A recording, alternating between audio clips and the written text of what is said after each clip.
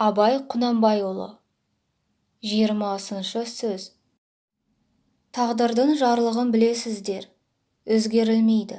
Пендеде бір іс бар, жалығу деген. Ол тағдырда адам иеліксе, адам баласынан құтылмағы қиын. Қайраттанып, сілкіп тастап кетсең, бірге жаратылған нәрсе, оны адам өзі жора тапқан емес.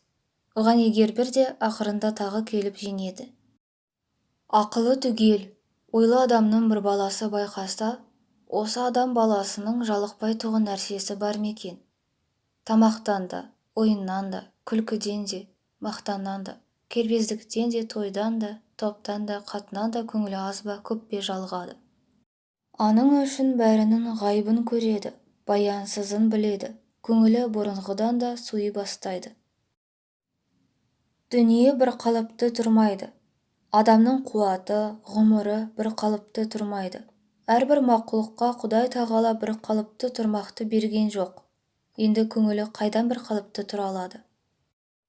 Бірақ осы жалығу деген, әр нені көрем деген, көп көрген дәмін бағасын, бәрінің баянсызын біліп жеткен ойлы адамнан шығады. Хатаки ғұмырдың баянсызын, дүниенің әрбір қызығының, ақырының шолақтығын көрген білгендер тіршіліктен де жалықса болады.